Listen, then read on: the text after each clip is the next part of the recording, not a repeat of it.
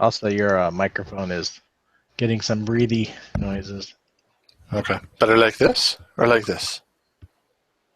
Sounds good there. I don't know. I can tell after you breathe for a while. Oh boy. I don't really like these headphones because they creak whenever I move. They're all like plasticky. Oh yeah, that's annoying. Oh god, it drives me nuts. But I sound much better using this mic in general, and it was free. Oh. So I'll take free. Free is good. Free is good. But these headphones drive me nuts.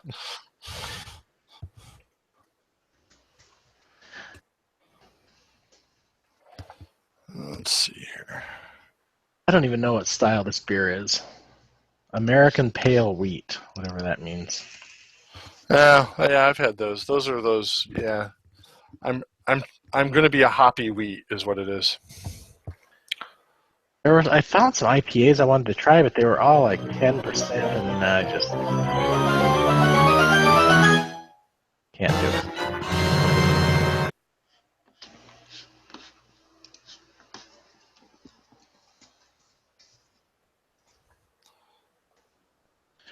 That was from Aaron. That was the clip Aaron sent me when I found the beer.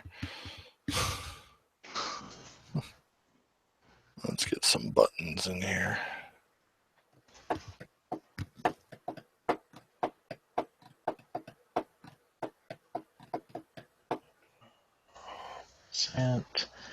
What is today?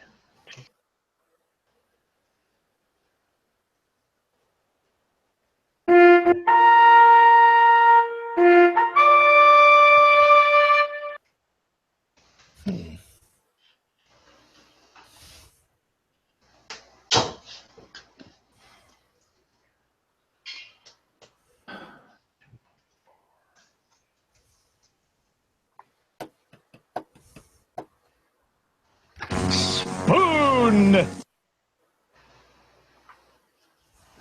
assume Gary's drinking an IPA.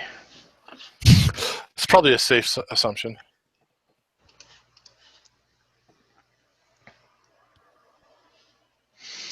I found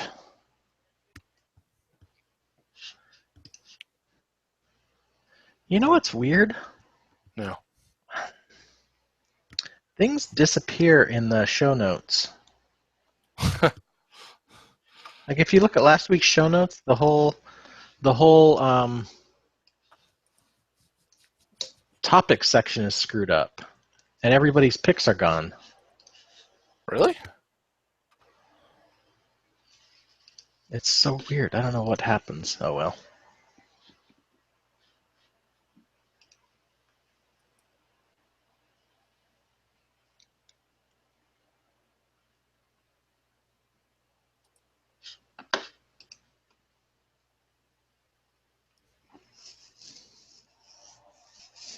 So there we are.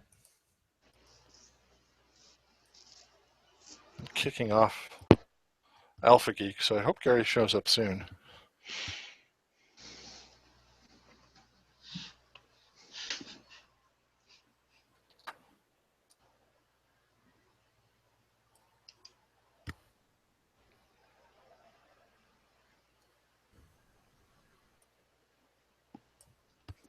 I like to think that you and I are the quiet ones on the show, although I'm probably not that quiet. Well, Rob's not here. But if I'm, but I like to think of myself as one of the quiet ones. Well, compared to Rob, we're all pretty quiet. Well, that's true. Hi, Alpha Geek. Hello, Alpha Geek. Let's start off the show by insulting a co-host who's not here. Not an insult, an observation. Yeah. I think Rob would be offended if we called him a quiet one. Yeah, that's probably true. And then he'd make an effort to be loud. Yeah, and we really don't need that. Effort not required.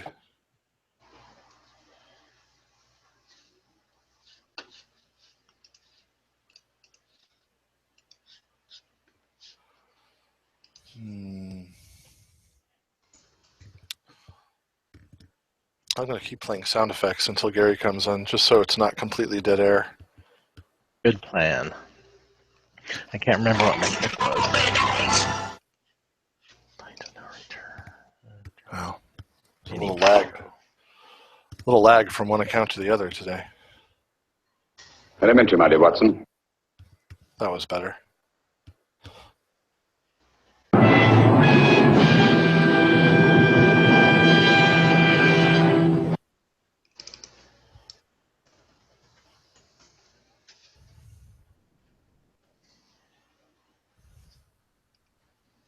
Who let the dogs out?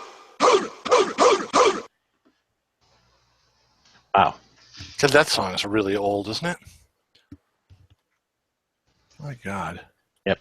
And it was terrible then. It has not gotten any better. But it hasn't gotten any gee. worse either. Yeah, it's true. Man, that new Tycho is just awesome. It is good, isn't it? It really is. I was like, at first, I was like, my first listen through, I was like, it's Tycho. But I mean, not that that's bad. That's a good thing. But the more I gave it a listen, like the more in depth it got for me. It's better and better. Yeah, and I think it's a lot deeper than their other ones. Yeah, I haven't decided if I like it better than others or if I just know the others so well that. Yeah, I think it's better, but it's possible that that's just a newness. I need to listen to it some more. Glad you reminded me. Yeah, me too. I need to either put it on my phone proper or burn it out to a CD or something so that I can listen to it in the car. I have this really rocking Bose audio system in my car that has no inputs into it. So I have to like make a CD to actually listen to things. Burn actual CDs.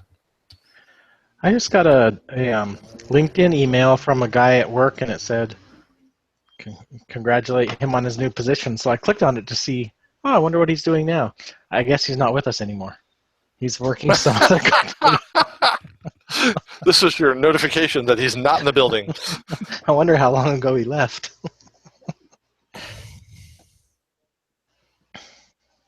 I got it's funny. I got a LinkedIn message today from a guy I used to work with when I was doing plumbing, and he left to go sell cars, and then I left to do computers with prejudice, and then he came back to the plumbing place. He's like, "Oh, you should stop by." I'm like, "Fuck you! I'm not going back there." That place threw me out on my ass for no good reason. So, no. And if you went back there, you're stupid. And that's my brother's company. So there you go. That's how I feel about that. That's a little awkward. It makes for a very exciting holiday get-togethers. Yeah, family reunions just are not the same. No. Gary. Let's see.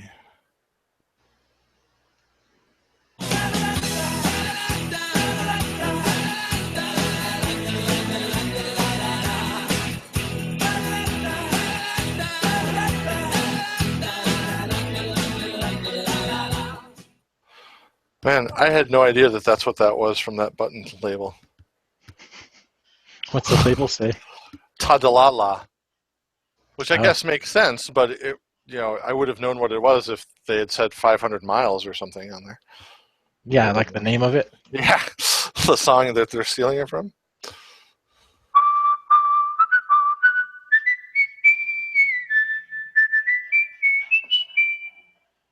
Well, that's a good one. I should use that one more.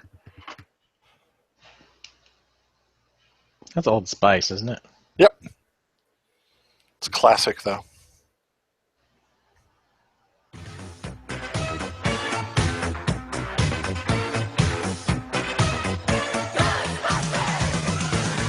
Something strange in the neighborhood. Who you gonna call? If there's something weird, this one goes long. Who you gonna call?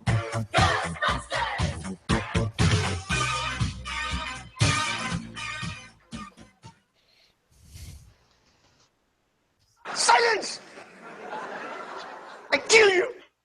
How about new? So, funny thing about the Ahmed the terrorist thing, Yeah. it turns out that's the ringtone for me on Melissa's phone. Really? Uh-huh. Does she use that one? The silence I kill you one? Uh-huh.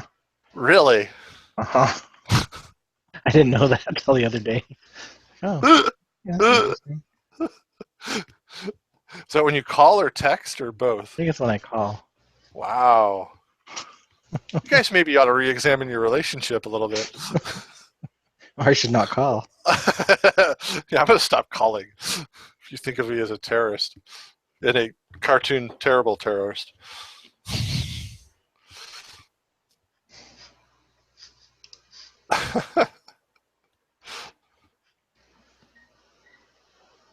Gryffindor! How about new? I'm just going to make the sound effects talk to each other. That'd be all right. The name is Bond. James Bond. I'm Batman.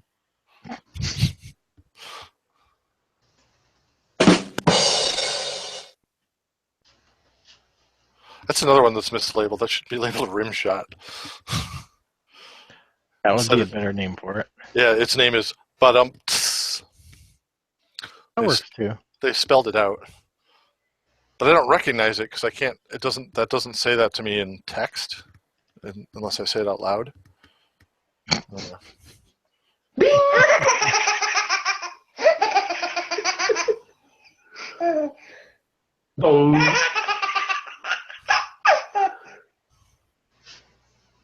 Okay.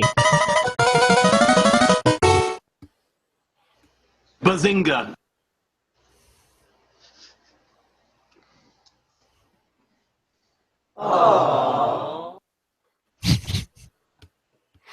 Should do that every time Rob has an IPA. Poor Rob.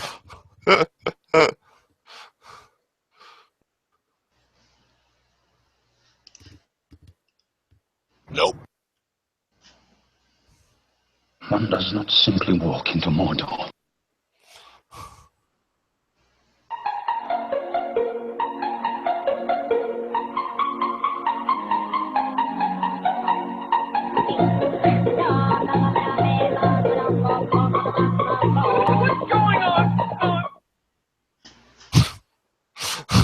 Wow. That is a horrible collaboration of stuff right there. So did you pick these, or are they... No, most of them are Special. preloaded. I can load okay. into this app, but a bunch of them come on it, which I like. So then I don't have to do as much work. Yeah, Like, you know, I loaded in the PNR theme song. As long as you have something in your iTunes library, you can bring it into buttons. But they have so much good stuff already in there. Supposedly, I think I read there's a new version coming where you'll be able to record clips right from your phone or iPad. I really should. I need to Kinda get neat. back on cutting stuff out of the episodes.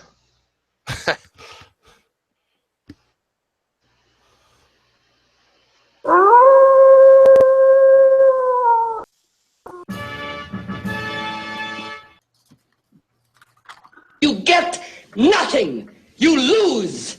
Good day, sir. And that brings in Gary. Yes. Hey, Gary! Gary, just so you know, everything is live and rolling right now. I saw that. I will have to watch what I say. Yeah.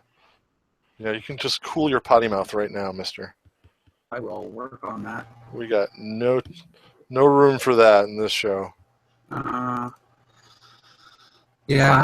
Google Hangouts thing is baffling to me now. I never have an easy time getting in, even though I know I'm supposed to be there. Yeah, you know what? You pretty much can't do it from Google Hangouts anymore. There's a separate URL that's hangouts.google.com. That's what I realized. And I had to reload the page a couple of times before it would show the invite, even though I knew it was there. If you have, I find it easier to accept the invite in mail. Yeah, that's the best way. Come to me, email. Oh, Yeah, no, but There if it is. Gmail has the chat on the side of it, yeah, it's there. and that it'll pop up in that. Yeah, that worked. So that's Okay. the best way, because I think Google Plus is just fading away. I don't know what the deal is anymore. It's yeah, whatever. So I gotta grab my beer, and then we're ready to start. Do we already do like the show music and everything? Am I that late? No. I have to do everything early, so you're in the pre-show. Oh, okay. I've just been playing random sound effects off each other, waiting for you to show up.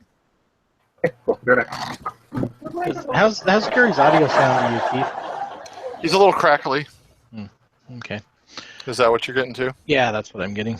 Okay. Are you getting breath sounds from me still, or no? No heavy breathing. Okay.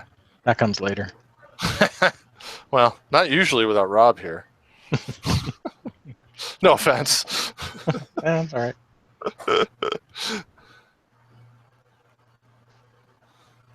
Look, I love my desk for the show. I have random things on it, like solid state hard drives, just hanging out on my desk. Gotta love that. The solid state hard drives here and there. Yeah, just Scattered around. I just picked one up that I was using as a coaster at some point because it had a ring on it. Wonder if it still works. That's an expensive coaster. I know. Like, what the hell? Really got to clean up around here.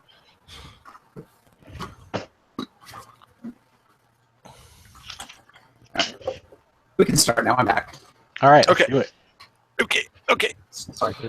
Keith, Who's going to run the show? this is episode 28. I got that already. Oh, okay. I am prepared. Are we good on topics? I put a couple of suggestions in there. I don't know, Gary, you're sounding a little rough on the mic there. I'm sure it's the internet. It probably is, because your video's a Is little that rough, better? too. Is that Yes. better? Can you hear me now? Actually, that is better. That is a little better. I just have to talk right into the microphone. Yeah, no, so I'm Although getting, it's still crackling. Yeah. You got a lot of crackle. a lot of crackle from you. You're a little robotish tonight. Yeah, I'm guessing it's my network. I tried to turn everything off, but there's probably some kind of botnet running on my computer. So Well, as long as you know it's there. yeah, Knowing is half the battle.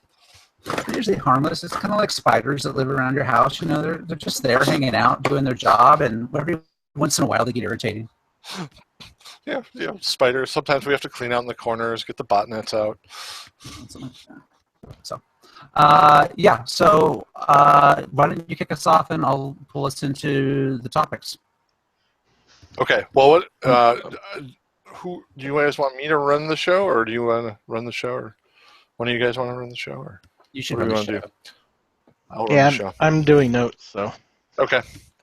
All right. I'll try to wing it, as it were, because I'm just not prepared for this I'm just either. going to be getting drunk, so you should definitely run it.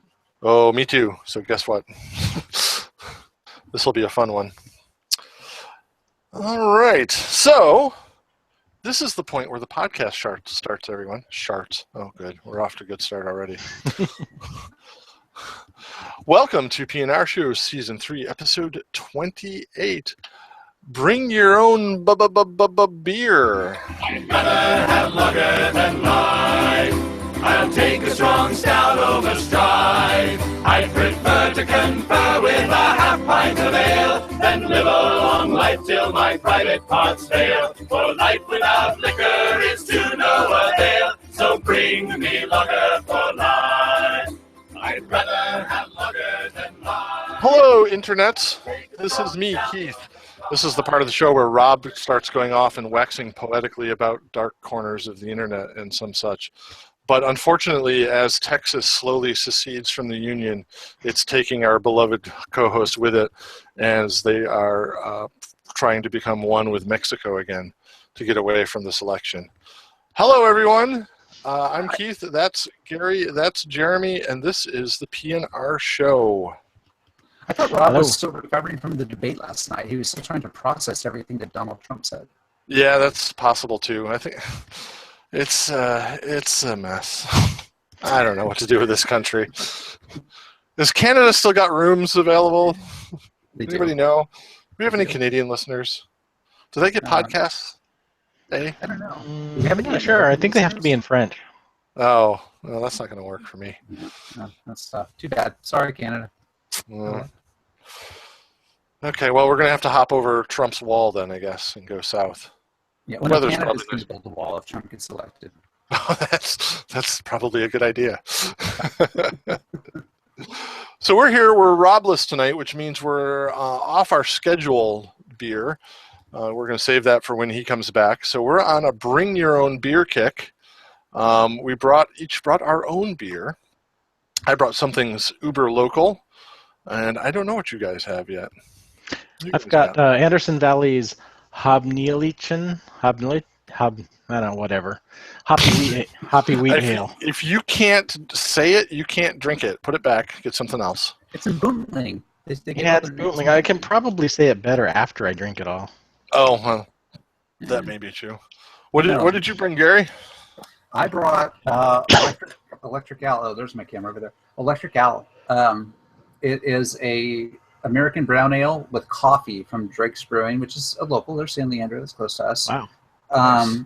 Yeah, this is a new one I haven't seen before, and it's brewed with coffee roasted by Sight Glass coffee roasters. So that's interesting. I will be drunk and awake. In my hand, when I was picking up the beer, I did finally choose. I had in the other hand was a IPA that was combined with cold brewed coffee. Yeah, that doesn't sound right to me. It doesn't to me either, which is why it eventually went back, and I ended up with Three Heads 2016 Baltic Porter. So I'm looking for a nice 10.4% alcohol and a pint 6 fluid ounces of happiness tonight. Although I do have to pour a little out for my wife, who will be enjoying somewhat. She likes the porters as well. So, well, a brown ale, that's probably like a stout or a porter, but they didn't really know what to do with it, so they called it a brown ale. Well, they watered it down a little bit, so the color got lighter. Okay. Mine's 8% too, so. Nice. And you know what? Jeremy didn't want a heavy beer tonight, so he brought what? Coors Light? Is that what you brought? Yeah, Coors Light. Looks like Coors Light, actually. Got the nice yellow color. I'm going to, just for the sake of playing something, I'm going to do this one. As we go to the beers. Yeah, sorry I didn't wait. We have a pint name for this. Pint taken. Is that what it's called? Without Rob, we're useless. We are, mostly. Yeah, this has got a really nice color. Wow, this has got some robust nose on it. Oh, look at that. That is a beautiful thing. It does have on the bottle the barcode, and it says right above it, I probably can't read that, scan with Untapped. So they're actually promoting that right on the bottle. Neat. Yeah. I bet you this one won't scan. I bet it's a little too local to scan. But I can try it. And the barcode scanner on Untapped is actually oriented vertically by default, so scan barcodes printed vertically on the sides of bottles. I thought that was pretty smart. Well, that's pretty smart. They, seem to have their crap together. They seem to put out a pretty good product. Yeah. Which leads me to believe they're not drinking enough. Yeah. Okay. So I'm going to try to scan mine. Let's just see if it goes in. Scan. Oh, my God. Can we drink? Stop scanning. Yes. Yeah, I scanned. I'm ready to drink now. I'm going to show off the color of my porter here in my lovely Deschutes pint glass koozie that someone gave me. Nice koozie. Wow. You really grabbed that beer by the koozie. Yeah. I can in this state, but not every state. This is actually good.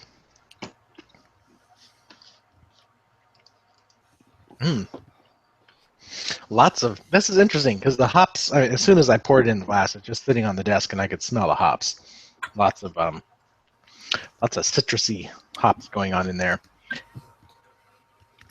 And a really bitter finish, but the beer is light, drinkable. Yeah, it's good. And not not exactly what I expected. I was not expecting much. But I'm going to give it a 7. I'm pretty happy with it. That's good. Not expecting much, and it gets a 7. You could do worse. Yeah, that's a nice surprise when that happens. Yeah, for a pale wheat ale that's only 5%. Yeah, it doesn't sound like it's got much there. Is it? How's the body on it? Is it pretty? Is it A light? little light. The body's light. Yeah.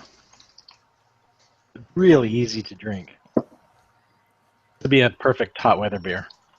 No. Yeah, Well, I kind of like those in hot weather because I like. I think the wheats are generally a bit more approachable when you're really like quaffing something.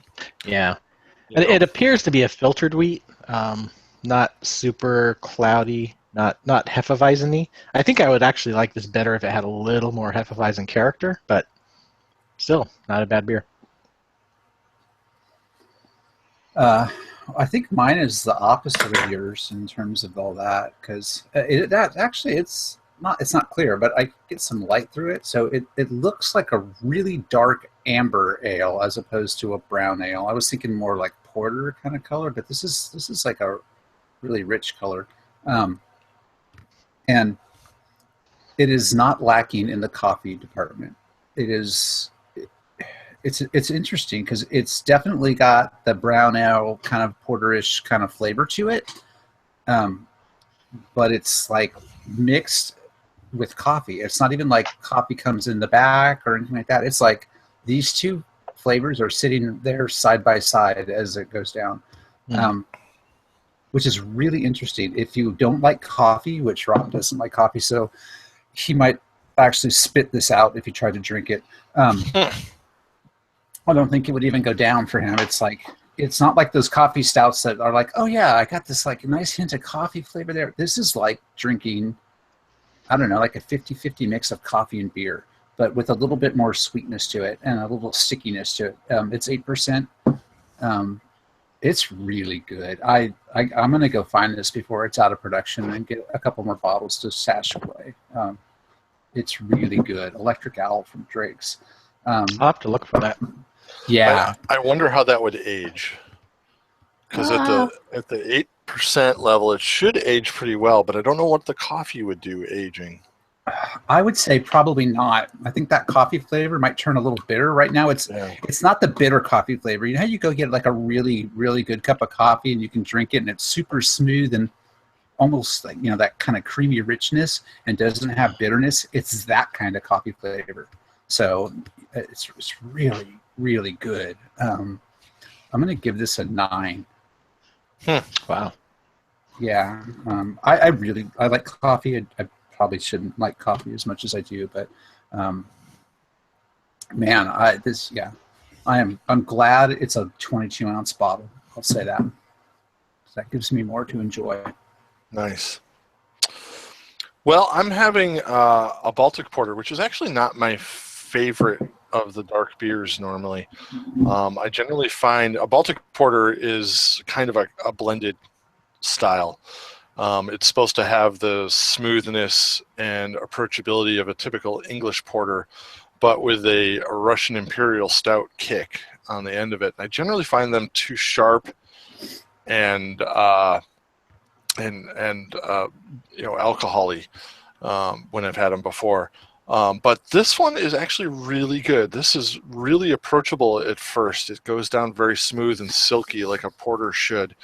And then it has a little bit of sharpness on the end, but I think that's supposed to be there. And just a hint of booziness after you swallow. So I really think they got it right on this. In fact, it's better than some of the Baltic porters from Europe, where you would think they would know better what to do with them than a Rochester brewing company. So I like this a lot. I'm giving this I gave it a 4.5 on Untapped after I scanned it, so I guess that's a 9 on our scale. So I guess I really like it. Yeah. So this is a good one. I may have to. I've got I know I've been saying this forever, but I do have boxes packed for you guys with beer in them. Right. See, I know he's not going to believe it. I may have to sneak and see if I can fit some of these in. I don't know if I can fit the big bottle in though. So, But it's So good. 3 Heads. Do they have a pretty good East Coast distribution? They're very local to Rochester. I've sent some 3 Heads out. We did I think their red IPA last winter-ish, or maybe possibly, I don't know. If you have to go back in the show notes and look, but I think it was called The Kind, and I sent it out. And I think it's a red IPA that we did from them. But they're Rochester specific, so I don't think you probably can get them even into Pennsylvania yet, but maybe. Okay. I'm going to the East Coast in a couple of weeks, and so I thought I would try to find them if I could. Where to? I'm going to South Carolina, so it's a little bit far from Rochester. Yeah, that's a bit of a haul. And South Carolina, though, does have some good beers. You should be able to pick up some of the what's the good Kentucky one down there? Yeah, I'm gonna look for some stuff. They've got a good one. I'm gonna bring an extra suitcase. Yeah. Ooh, good plan. Man, I wish I could think of the name of that. It'll come to me before the end of the show. Okay. But so anyway, that's beers, I guess. That's our point taken. Yeah. So yeah, a 7, a 9, and a 9. So good beers this week. If all goes according to plan, next week we'll do the Elias and Dayglow IPA. Yeah. Rob would be drinking on a BYOBBBBeer show. Just so you know, he would be drinking Miller Lite. And he probably would have given it a 7. Yeah. So you can just kind of count that for him if you want. He might have done a Shiner. He might have picked up a Shiner instead. That's true. And true. It's actually, he's on a hunt to grab us some Shiner, some of that light blonde, so we can try a good light beer. I gotta say, I am really surprised that none of us picked an IPA. I know. When I was doing the show notes, and under style, I left IPA next to everybody's name except mine. I saw that. And then nobody had one. I know. And, the funny thing is, that's a good point, Jeremy, because Rob has always given us crap about having our beer tastes so IPA focused, and then we do a BYOB and none of us have IPAs. Yeah, as soon as we get to go out and pick up our own stuff, just bring something different to the show. We all picked something that wasn't an IPA. So... yeah. All right. There you go, Rob. Not that he'll hear this. He never listens to the show. The porter just really spoke to me today because it's cold and damp out. And we're starting to get into that cold, wet fall season. Yeah.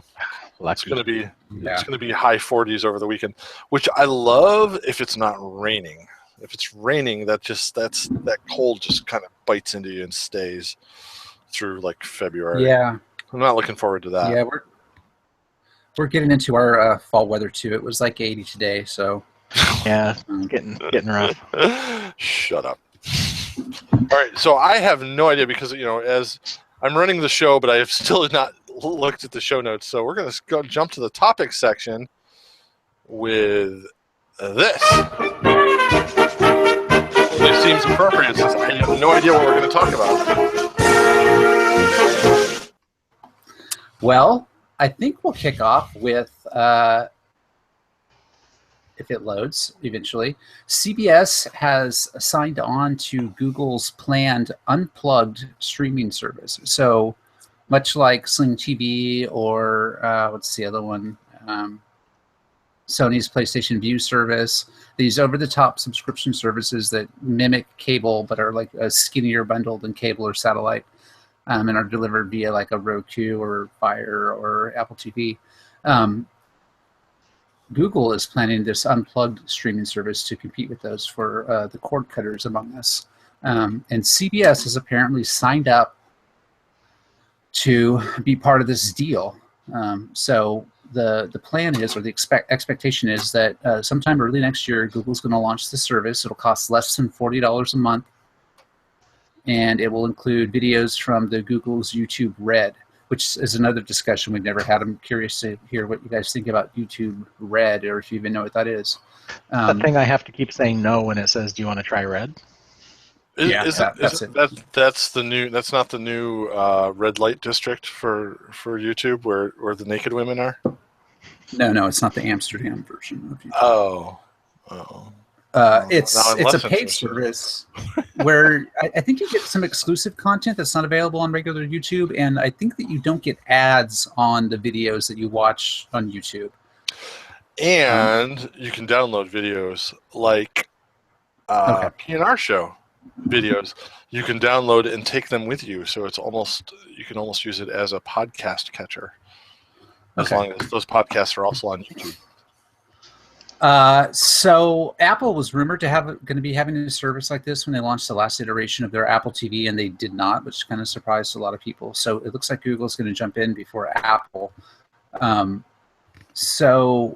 As we've talked about before, CBS has their Almost Access,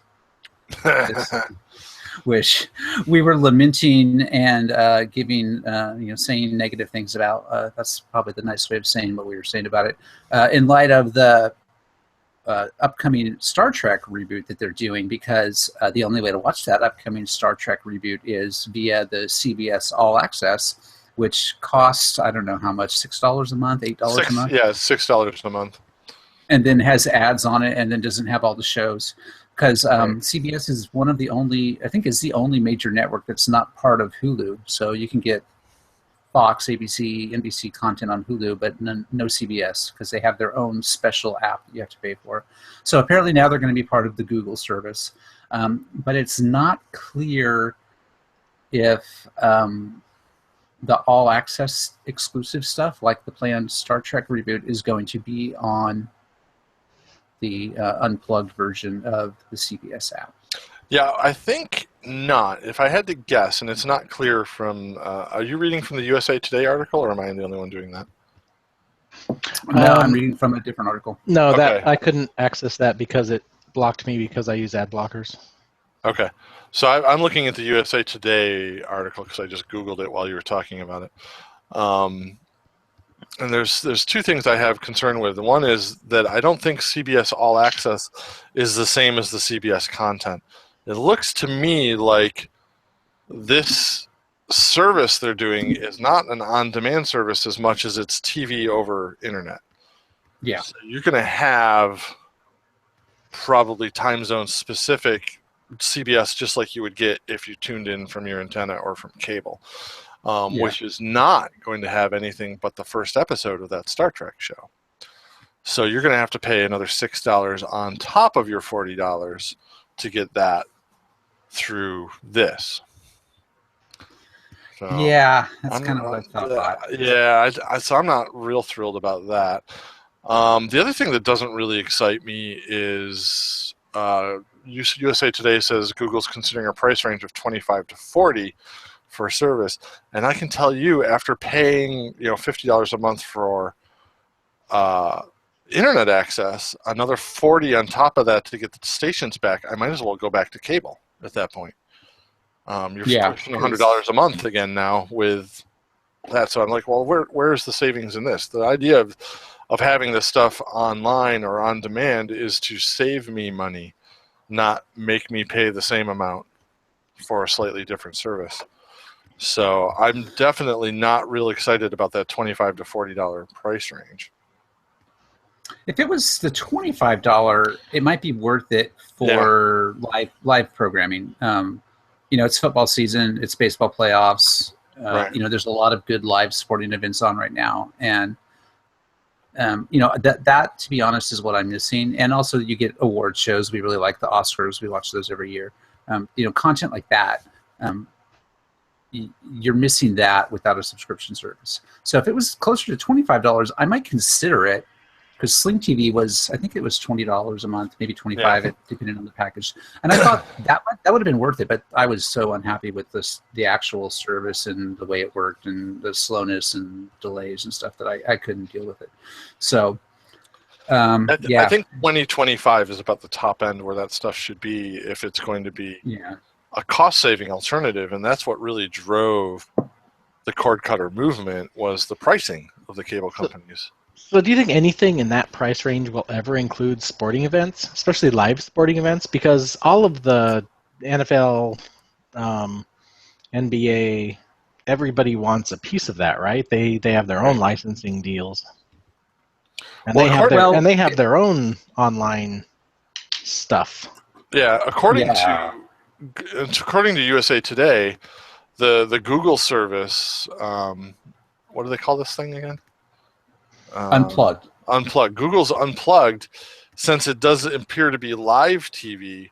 CBS signs on the NFL stuff that they broadcast would come with it. Same thing with ABC, NBC, because they're in talks with Comcast and Walt Disney. So they're looking to have a lineup in this $25 to $40 range of CBS, ABC, NBC, Fox, ESPN, Disney, Fox News, and Fox Sports, which is, that sounds like a basic cable package at that point. Yeah, without all the crap that you won't care about, like the shopping channels. Right. So, I mean, a basic cable package doesn't have all the crap that it includes in the extra 90 or so channels you get. But for, and if that comes in at 25, I would consider it. If that comes in at 40, no, it's a deal breaker. I'll keep using my antenna. Thanks. Yeah.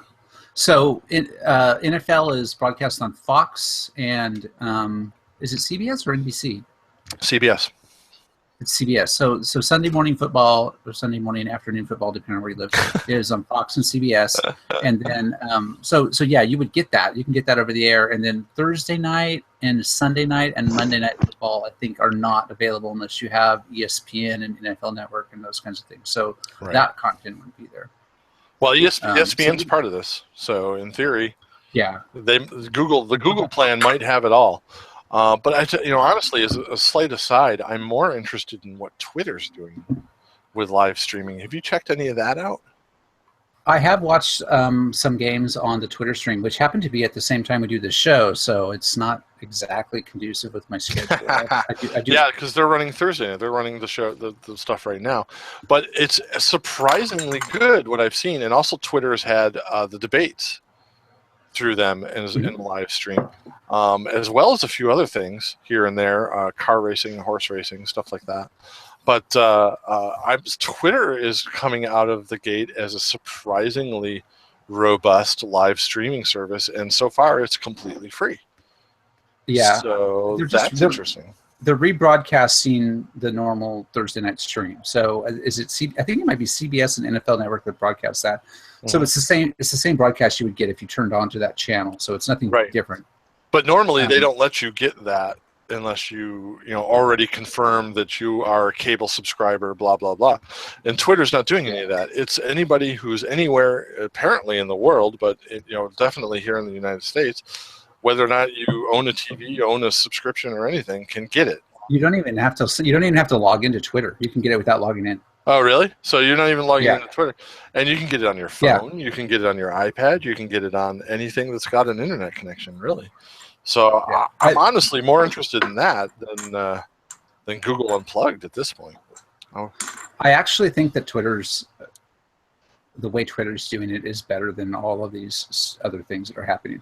I will be extremely interested to see what Apple does, because Apple tends to be a company that doesn't go with the normal models of the way things are done.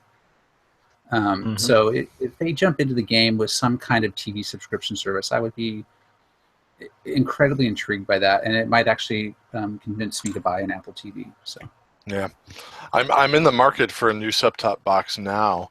I have an old Apple TV that we use, and we have a Sony Blu-ray player that has all the additions into it. And that's what we're using, the combination of those two, because Apple TV still doesn't have a Prime streaming service on it. Yeah, which that's a deal breaker. And that really is. That's becoming a deal breaker for us too, as more and more content.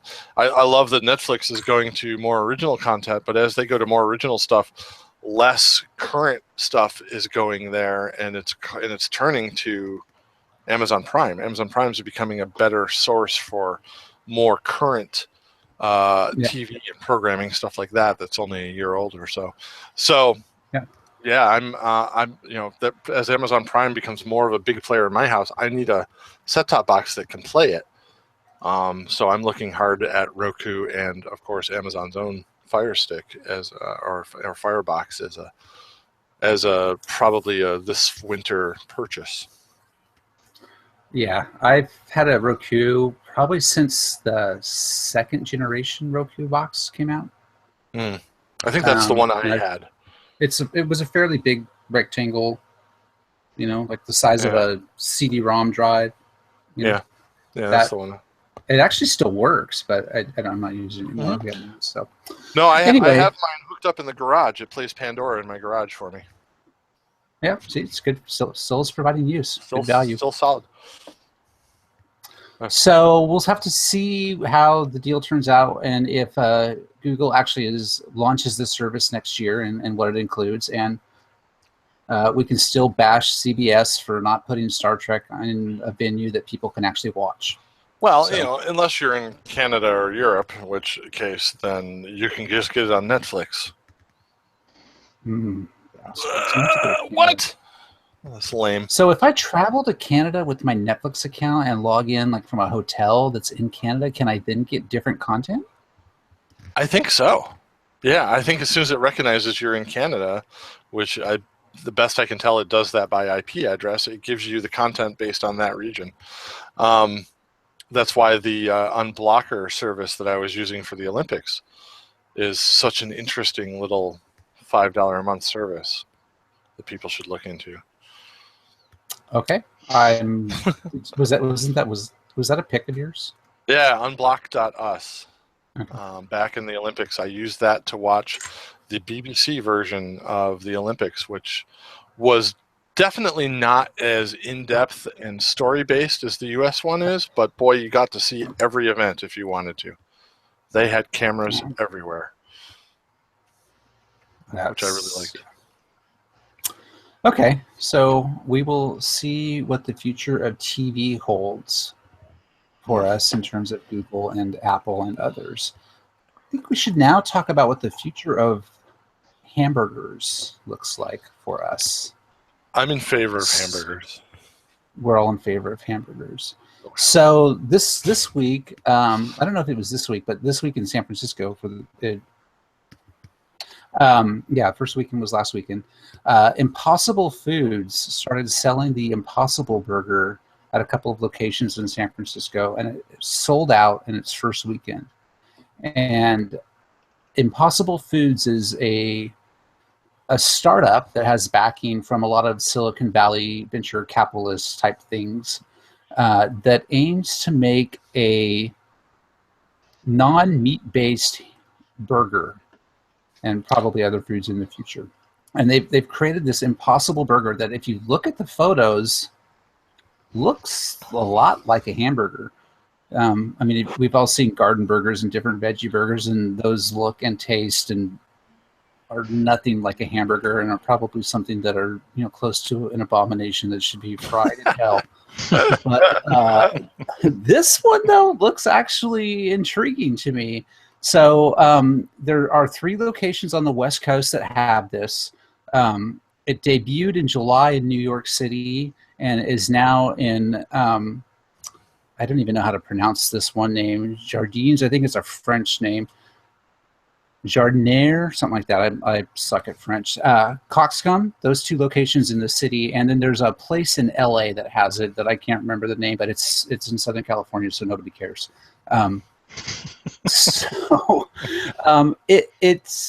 It's a fake hamburger, and apparently they're growing parts of this in the lab. So it's like science fiction is happening now. So if we've all read the science fiction books where they grow food as it's like this protein patty things that are grown in some kind of environment because you can't have cows in space because they take up too much space and their poop is messy and stuff, so they grow all the food. So this is like, the science fiction stuff that we were seeing in different Asimov and other books is coming real, and we have hamburgers that are grown in labs that you can now get in restaurants that look and apparently taste and feel like real beef. Now, this is the future that was pictured in dystopian novels, visions of places that we don't want to live. Mm-hmm. Mind you, so was Trump. So it's really all coming together, right? The timing couldn't be better. The interesting thing to me is that we've, science fiction and technology, often bleed together, especially now. But, they talk about growing muscle in the lab, just muscle from like stem cells and such, so that you could, that basically becomes meat. You could grow meat that way. But this isn't meat. No, this is plant-based. This is plant-based. But it's plant-based. Yeah, I'm looking at the Business Insider article, and it says, I'm going to quote here right from them. In nature, heme, H-E-M-E, gives blood its color, turns meat pink, and lends the traditional burger its slightly metallic flavor and delicious aroma when it's exposed to sugars and amino acids. So Impossible Foods looked into collecting it from heme-rich nodules on soybean roots, but discovered it would require ripping up millions of plants to collect enough for production. So instead, the company decided to whip it up in labs. So they actually made the product that turns mussels pink and lends it its slightly bloody flavor, and made that themselves, and then applied that to plant material to make, like Gary says, a burger that actually looks like it was made from meat. And I'm looking at a picture of it now with a close-up with bite marks, and I'm starting to drool. This is ridiculous. You know what's impossible is that I'm going to pay money for a burger that's not a burger. That's the impossible part. Old Man Brooks is at it again. But you know what? Yes. To be honest, I would spend whatever it costs in LA or San Francisco, probably $12 or something for a hamburger there. To try this once, I definitely would, because I'm actually not the biggest ground beef fan. My fast food of choice has always been a hot dog or a sausage when available. But I do like burgers too. But this is intriguing enough that I would definitely look at this. And I'm looking at the picture they show is a classic hamburger with tomato and lettuce, and man, you throw some cheese on this, it's probably no longer vegan, but holy cow, I would be all over this.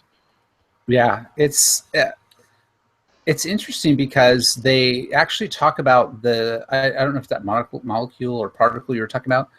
There's a video on Impossible Foods website, which is just impossiblefoods.com, that explains this process. And they talk about how beer and the yeast used in beers is actually something that's related to this molecule that gives it that sort of, bloody texture and color and stuff. Did they say it's related to that, or is that the process they use to manufacture it? I can't hear the video. I can turn on the captions, so I'll get a look. So that's kind of why. Well, the fact that hamburgers are awesome. So we love good juicy burgers. So the ingredient. I can't get my YouTube to work very well. See, I need the YouTube Red to get this thing to work right? Probably. So from soybeans, like he was saying, specific components they used in sources. Sorry. The Impossible Burger will set you back $19, Keith. $19 for it. Wow, that's pretty pricey. But still, you know what? For once, to support this, and if it's as good as they say it is, I would try it and consider it an investment in future food. Yeah, because that just sounds cool. Interestingly enough, the guy from Business Insider took a spoonful of raw heme or heme, or however that's pronounced, and he said it was awful. He says, the heme flooded my mouth and sealed my teeth, and when I snacked later in the day, new foods picked up the hint of blood after having just a spoonful. This is the taste stung like a paper cut on my tongue, even though the inside of my mouth looked clean. Raw heme, not good. But the heme in Impossible Foods burger might just leave the most ardent meat lovers satisfied. Yeah. Jeremy, that's you. Yeah. Old Man Brooks. I love burgers. I'm an ardent meat lover. You are. I mean, you're the guy who went and took a class on meat. You're the only man I know who just took a class on meat, just for the fun of it. So, Jeremy, can you butcher a cow? No.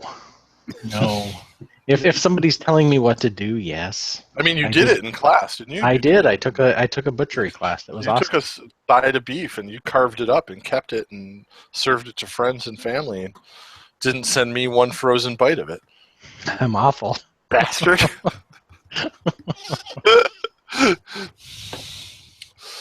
So Well, I'll tell you what, Keith. When you come out here, your Impossible Burger is on me. All right. Yeah. I don't know where my my different sales apps meetings will be in February this year, but if any one of them's in California, you're on. All right, we'll do a side by side. You can also get it in Los Angeles. So if your journey takes you down to the less desirable part of the state, you can go to Crossroads Kitchen in Los Angeles on Melrose Avenue. Looks like there's one in New York too, Momofuku Nishi.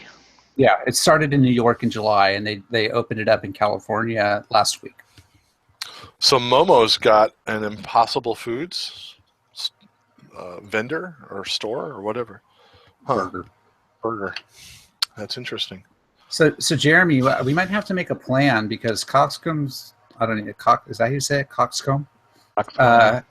They serve it at lunch, and then Jardiniere serves it for dinner. So we have to take one for the team and try this. We could do that, yeah. Yeah, we have to see. They're selling. I think Coxcomb said they have like about 125 a day that they've been doing. Like that's how many they can do in a day, and they've been selling them all every day. Well, if you guys actually do this, one of you needs to video the other one eating it for the show. I will video Jeremy. Yeah, we will put that up as a special episode. I'll introduce it. We'll play the video, and I'll wrap it up, and we'll just kind of do it as a separate bonus episode. That would be possibly entertaining.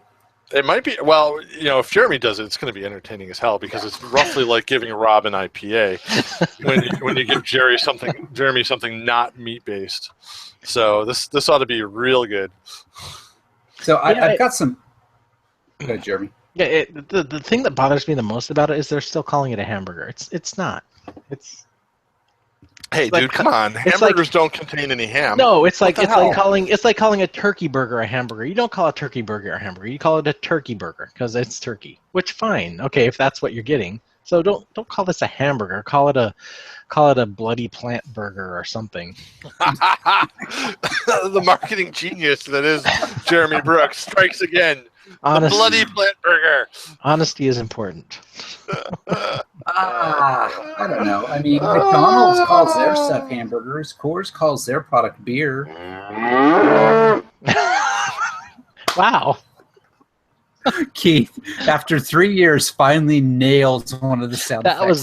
That was all right. So I guess we're done here, guys. Thanks. We're done. This is the last episode. We're done with Point of No Return show. We're over.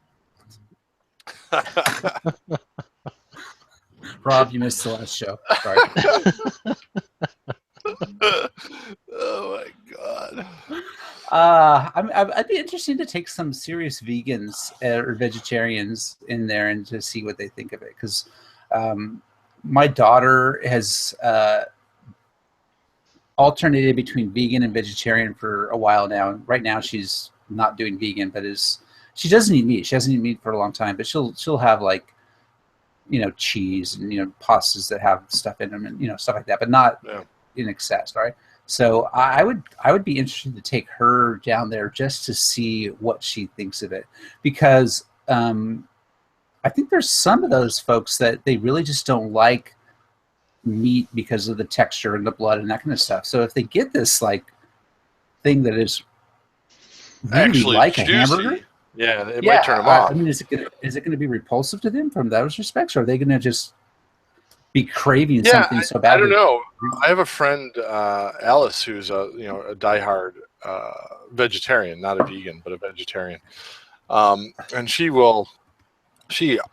is probably one of the best bakers I know. Every year she makes the best gingerbread and stuff, and so we've been over for dinner at their house and had really awesome, amazing vegetarian meals that she's put together. But she often says the one thing she misses is bacon. So she definitely likes that smoky, meaty kind of flavor. So I think she might be down with something plant-based that still tasted like meat. She's more of the, I don't want to eat meat because it comes from animals. It's not a taste and texture thing for her, I think. But it would be interesting to see, if it ever comes to the grocery store near here, either Trader Joe's or Wegmans or whatever, then we should definitely get some and put them on the grill and see. So Jeremy, since he only had a 5% beer, did the research I was trying to do with my 8% beer and failed. Yeah, my 10% is starting to kick in. My tongue's getting numb, so it's going to be an interesting rest of the show. They're making Hemi from plants and producing it using fermentation. So they're using yeast to produce it. And in the video, it mentions something about similar to yeast that they use for Belgian beers. So, and I love me some Belgian, so I will take some Belgian bloody plant. I'm down for that. Give me a bloody plant with cheese and bacon. I'm ready. Bloody plant burger, please. I love that plant burger. All right, so Jeremy and I will have to try to figure out if we can make a date to go try some bloody plant burgers in the near future and see if it is all it's cracked up to be. And if Rob it does make his journey to San Francisco like he has claimed he's doing, we will have to force it upon him as well. Sounds good. All right. Next. That was your cue, Keith. Oh, right. See, he got the one sound effect right.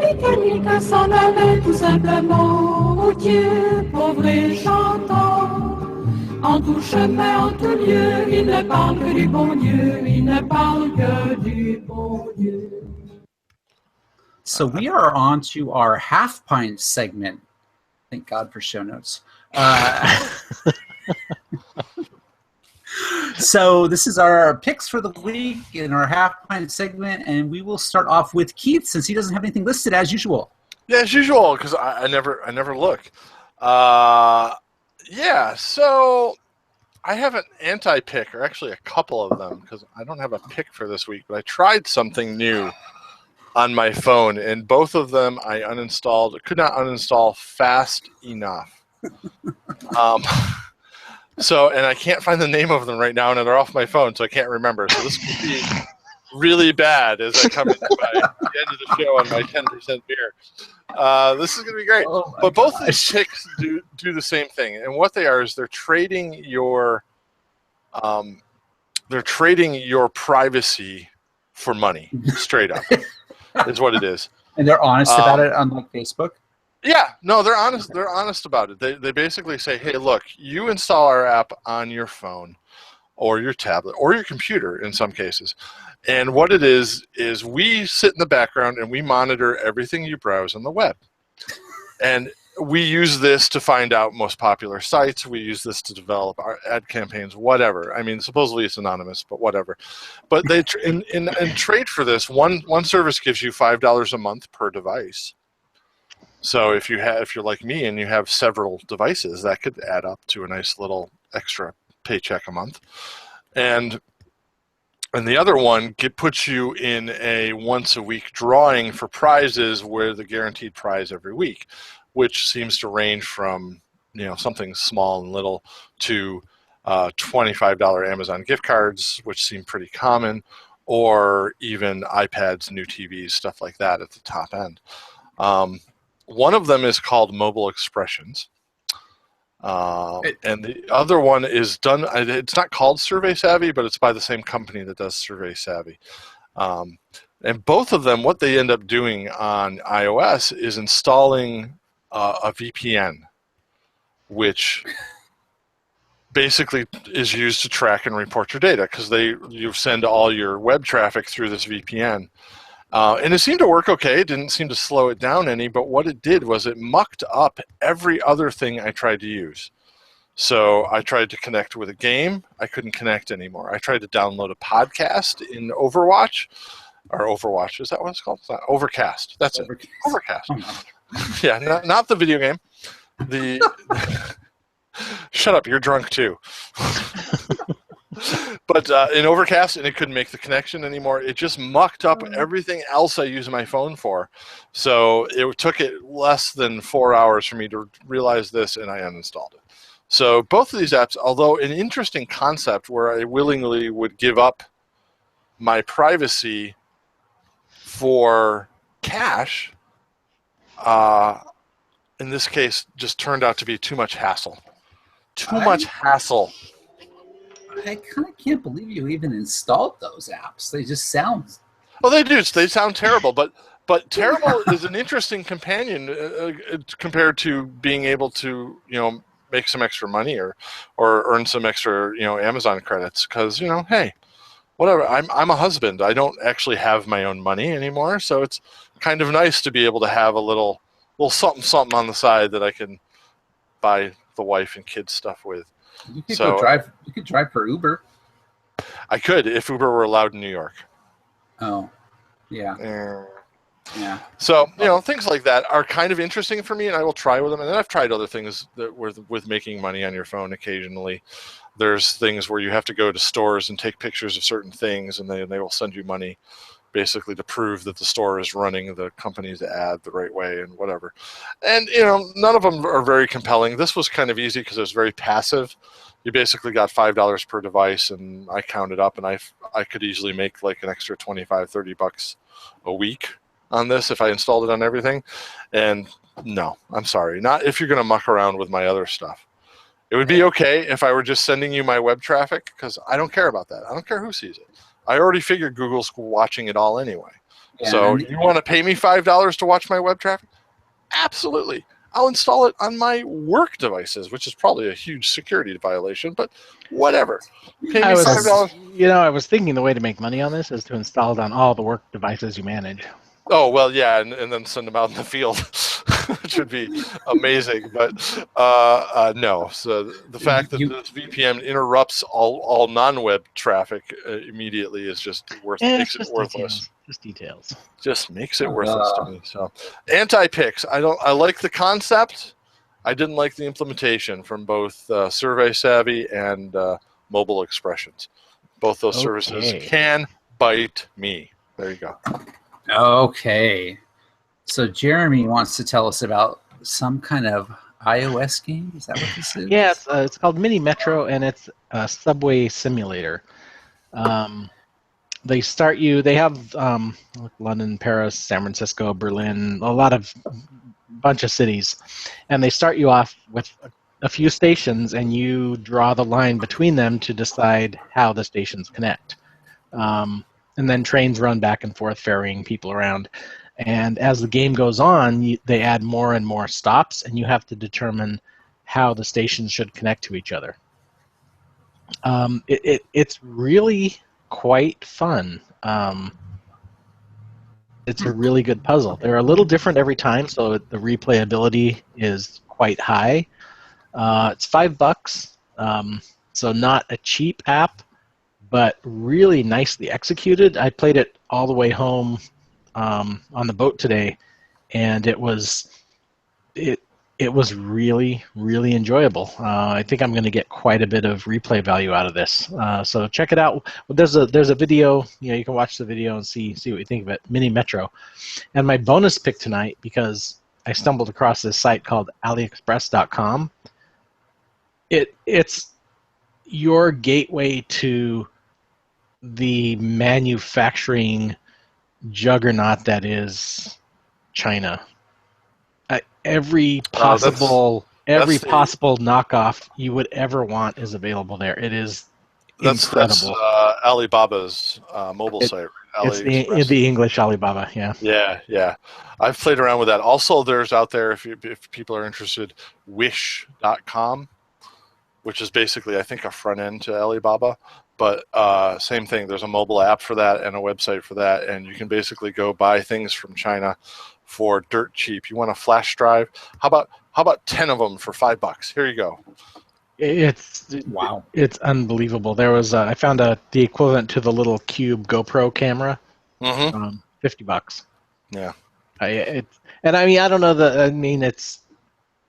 I'm sure the quality on a lot of this stuff is questionable, So you probably have to shop carefully, but it is just mind-boggling how much the variety of stuff that's here, not just electronics, like health stuff, sports stuff, clothing, electronic stuff, jewelry. It's just browse it for 15 minutes. You will be amazed. It's incredible. Yeah, I've used Wish.com for that, and I should have made that a pick at some point, but I never did. It's a little scary. Yeah, Wish.com. I've been looking at different Android phones and tablets. The prices range from about $50 to $100. That would compare spec-wise to the Android phones and tablets that'll cost you $400 here. Yeah. So. Well, you can pick up a Samsung Galaxy Note for pretty cheap. Yeah, no, you can't. They have them. Did you see that? They were having Galaxy Notes kiosks at major airports now. Yeah, where you can turn them in because they're illegal to fly on planes. And Samsung will transfer your data for free to, I assume, what would be a Galaxy 7 device or whatever else the non-Note devices. Not the Google Pixel. Yeah, not the Google Pixel. They're probably not transferring to other brands, but yeah. So they're Amazing. collecting all these Galaxy 7 Notes in one place. So they went from a fire hazard to like an explosion hazard. Yeah, that would be interesting to know what the Galaxy Notes warehouse is. That would be ugly. I'm waiting for them to actually fix these and then not be able to sell or move any of them, so that I can pick up a Galaxy 7 for like nothing. Nothing. They're gonna scrap them. Come on. I know they are, but I really want, because I love the. I've always said the Note is the one Android device I would actually leave Apple for. So if they fix them and actually put them out for like free with a contract or whatever, I might actually do that. Yeah, no, I'm staying away from that. I'd risk it. I think I'd risk it for a nice shiny Note. So I'm gonna steal one from Rob. He's probably gonna be mad at me about this, and he'll pick this next week when he's here. But I was gonna pick it anyway, and then he mentioned it in our Slack channel, which you can get an invite to somehow. Just ask any of us. Yeah, just ask. And they'll get it to me, and then I'll send you an invite. I am going to pick the new HBO show Westworld, which is now in its third week on HBO. The premise of Westworld is that it's essentially a theme park with androids that are incredibly lifelike to the point where you cannot distinguish them between humans. And and it's set in the Old West. So you go there, and it's like an old West town from the 1800s, 1700s, probably 1800s. And there are the androids are characters there, and they have a high degree of autonomy. They're kind of programmed with personalities and scripts and backstories. So they play within that, but they have flexibility to make decisions and do things differently based on whoever the real people are that are in the world. And then it resets every couple of weeks.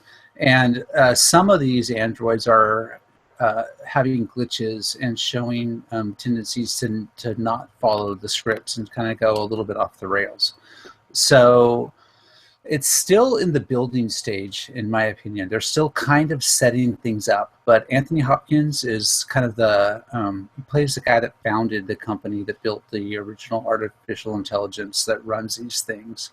And what's his name? Ed Snowden. What? Snowden. I'm blanking on the guy's name. I can't believe I'm blanking on his name. So. It's the beer. I'm blaming the coffee in the beer, not the alcohol. Yeah, it's definitely the coffee that's slowing your mind down. That's definitely what it is. Anyway, he's a human, so he goes into this world. So it is. So far the story is building. It's definitely incredibly well done. It's based on a screenplay that Michael Crichton wrote, and it was never produced into anything. And now they've turned it into this HBO series.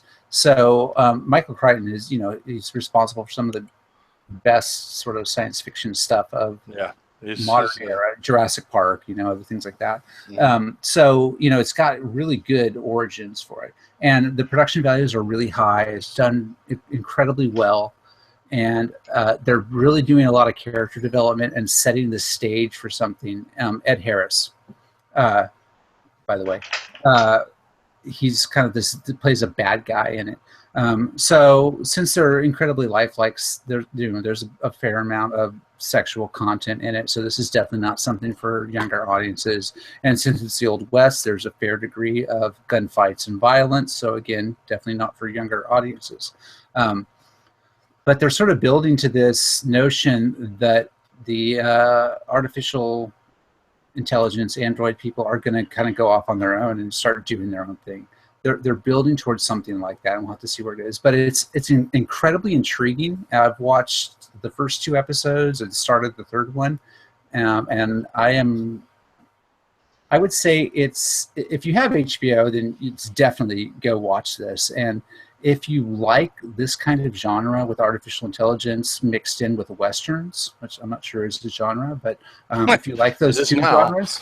It is now. I would say this is worth trying HBO and watching the first couple of episodes and seeing if you want to pick up the HBO Go or Now or whichever it's called, because it's really captivating at this point. I'm kind of itching to go watch this 3rd episode, and I'm looking forward to watching the next one. It's really good.